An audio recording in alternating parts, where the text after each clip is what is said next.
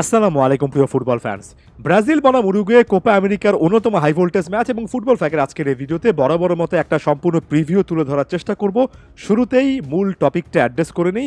ব্রাজিলের জন্য কঠিন একটা চ্যালেঞ্জ অপেক্ষা করছে এই মুহূর্তে। ব্রাজিল এবং উরুগুয়ে আপনি যদি শুধুমাত্র নামের বিবেচনা করেন ব্রাজিলকে অনেকে এগিয়ে রাখবেন, তবে যারা রেগুলার খেলা দেখেন তারা যদি নামের চেয়ে সাম্প্রতিক সময় কাজের বিবেচনা করেন তাহলে উরুগুয়ে কিন্তু এগিয়ে থাকবে, কারণ এখন পর্যন্ত মার্সেলো বিয়েলসার অধীনে উরুগুয়ে সত্যিকার অর্থে অনেক ভালো ফুটবল খেলছে। এমনকি সর্বশেষ ম্যাচে আর্জেন্টিনার যে স্টাইলের ফুটবল দেখলাম ইকুয়েডরের বিপক্ষে, আমার কাছে তো মনে হচ্ছে উরুগুয়ে কলম্বিয়া এদের চান্সেস দিনে দিনে আরো বেশি করে বাড়ছে এবং উরুগুয়েকে আটকানোর জন্য এই মুহূর্তে ডরিভাল জুনিয়রের আসলে অনেক কিছু ভাবতে হবে, সত্যিকার অর্থে অনেক কিছু ভাবতে হবে। তার মানে কিন্তু ব্যাপারটা এমন নয় যে ব্রাজিলের কোনো সুযোগ নেই, তার মানে কিন্তু এটা নয় যে ব্রাজিলকে আন্ডারমাইন করছি। ব্রাজিল প্রসঙ্গে একটু পরে আসছি, আগে উরুগুয়ে কোন স্টাইলের ফুটবল খেলছে সেটা একটু অ্যাড্রেস করে নিই। দেখুন, মার্সেলো বিয়েলসার যে সিস্টেমটা তিনি উরুগুয়েতে দাঁড় করিয়েছেন সেখানে সকলে মিলে আক্রমণে উঠি, সকলে মিলে ডিফেন্স করে এমন টাইপের স্ট্র্যাটেজি দেখা যায় প্রত্যেকটা জায়গায়। পিচের যে কোনো জায়গায় আপনি চোখ রাখেন সেখানে, যাতে করে উরুগুয়ান প্লেয়ারদের সংখ্যা ব্রাজিলিয়ান ফুটবলারদের চেয়ে বা প্রতিপক্ষের চেয়ে বেশি থাকে সেই জিনিসটা তিনি সবসময় নিশ্চিত করার চেষ্টা করেন।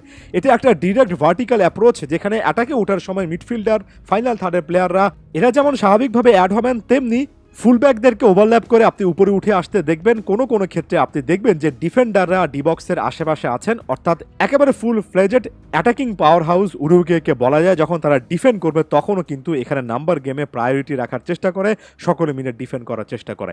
মার্সেলো বিয়েলসা তার প্লেয়ারদের কাছ থেকে হাই ইন্টেন্সিটি গেম সবসময় চান এবং মার্সেলো বিয়েলসার একটা বদনাম আছে যে ক্লাব ফুটবলে বিশেষ করে এত বেশি হাই টেম্পোর গেম তিনি খেলান, এত বেশি তিনি প্লেয়ারদেরকে মাঠের মধ্যে দৌড়াতে বলেন যে তার প্লেয়াররা নাকি সিজনের শেষ ভাগে এসে অনেকটুকু টায়ার্ড হয়ে পড়েন। তবে এটা জাতীয় দলের খেলা, একটা টুর্নামেন্ট জিততে হলে আপনাকে সব মিলে মাত্র 6টা ম্যাচে জিততে হবে। তাই এই মুহূর্তে উরুগুয়ান প্লেয়ারদের ইন্টেন্সিটি ধরে রাখাটা বড় রকমের চ্যালেঞ্জের কারণ হওয়ার আসলে কোনো সুযোগ নেই। এই উরুগুয়ে কিন্তু ব্রাজিলকে তাদের সর্বশেষ দেখায় 2-0 গোলে হারিয়েছে, আর্জেন্টিনাকেও 2-0 গোলে হারিয়েছিল। আপনারা যদি একটাবার উরুগুয়ের প্লেয়ারদের দিকে তাকান, ফরওয়ার্ড লাইন আপে ডারউইন নুনিয়েজ ভালো ফর্মের মধ্যে আছেন, জোড়া গোল করেছেন। দুই সাইডে উইঙ্গার কিংবা আসলে বলা উচিত হাফ স্পেস ইউজ করার কাজে যারা থাকেন, সে ম্যাক্সিমিলিয়ানো আরাহো 2টো গোল করেছেন, একটা অ্যাসিস্ট করেছেন। পেলেস্ট্রি একটা গোল করেছেন, একটা অ্যাসিস্ট করেছেন। সেন্টার অ্যাটাকিং মিডফিল্ডার হিসেবে দে লা ক্রুজ 2টো অ্যাসিস্ট করে ফেলেছেন। মিডফিল্ডে দুর্দান্ত ফর্মে থাকা ক্যাপ্টেন ভালভার্দে একটা গোল করেছেন। ডিফেন্সে লেফট ব্যাক হিসেবে খেলা ভিনে একটা গোল একটা অ্যাসিস্ট করেছেন, তবে তার ইনজুরি সংক্রান্ত ইস্যু আছে। সেন্টার ব্যাক পজিশনে অলিভেরা, আরাহু এরা কিন্তু গোল অ্যাসিস্ট পেয়েছেন। এই জিনিসটা এটা প্রমাণ করে যে সকলে মিলে করে কাজ, ওই যে কথাটা বললাম সেটা উরুগুয়ের ক্ষেত্রে একেবারে খাপে খাপ মিলে যায়।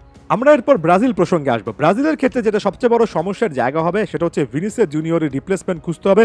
এই মুহূর্তে ডরিভাল জুনিয়র যে জিনিসটা ভাবছেন, হয়তোবা গ্যাব্রিয়েল মার্টিনেলি সেখানে লেফট উইঙ্গার হিসেবে স্টার্ট করতে পারেন, অথবা রদ্রিগো লেফট উইং পজিশনে চলে আসতে পারেন। সেক্ষেত্রে হয়তোবা এন্ড্রিক নাম্বার 9 পজিশনে খেলবেন, এভানিলসনও খেলতে পারেন কিনা সেটা নিয়েও কিন্তু আলোচনা চলছে। আমার কাছে মনে হয় স্টার্টিং লাইনআপে এন্ড্রিককে রাখা উচিত। পিওর নাম্বার 9-এর যে একটা বিধ্বংসী রূপ আছে সেটা যদি খুঁজে পাওয়া যায়, ব্রাজিলের এই ফাইনাল থার্ডটাকে অন্যরকম রাখতে পারে। অন্য ফ্ল্যাঙ্কে রাফিনা, স্যাভিওর মতো যথেষ্ট বিকল্প প্লেয়ার কিন্তু আছেন।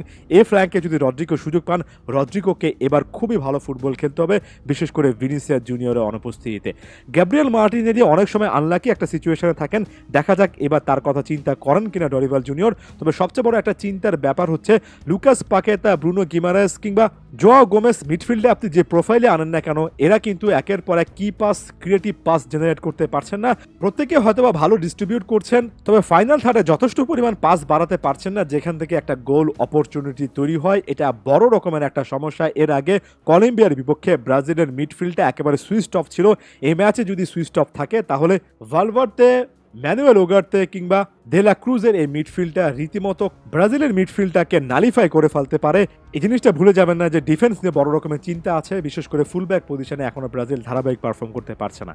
তবে তার মানে এটা নয় যে উরুগুয়েকে আটকানো যাবে না। আমার কাছে মনে হয় উরুগুয়ে যখন ডিরেক্ট ভার্টিক্যাল অ্যাপ্রোচে অ্যাটাকে ওঠে, তখন ডিফেন্ডারও যখন উঠে আসেন, তখন বিহাইন্ড দ্য ডিফেন্স যথেষ্ট পরিমাণ কিন্তু স্পেস থাকে। ব্রাজিলের ফাস্ট অ্যাটাকাররা বা উইঙ্গাররা যদি সেই স্পেসটা কাজে লাগাতে পারেন, যদি মিডফিল্ডে একটা প্রোফাইল ভালো বল বা কি পাস দিতে পারে এবং ফুলব্যাকরা যদি সেখানে সাপোর্ট করতে পারেন, উরুগুয়ের বিপক্ষে কাউন্টার অ্যাটাকিং ফুটবলে ব্রাজিল ভালো খেলতে পারে এবং ব্রাজিলের ফাইনাল থার্ডের সে সামর্থ্য এখনও আছে। এখনও ব্রাজিল যে কোনো মোমেন্টে একটা ভালো ম্যাচ কাটাতেই পারে। সব মিলিয়ে হাই ভোল্টেজ একটা ম্যাচটা দেখার আমন্ত্রণ জানালাম। আশা করছি দেখবেন। ধন্যবাদ সবাইকে।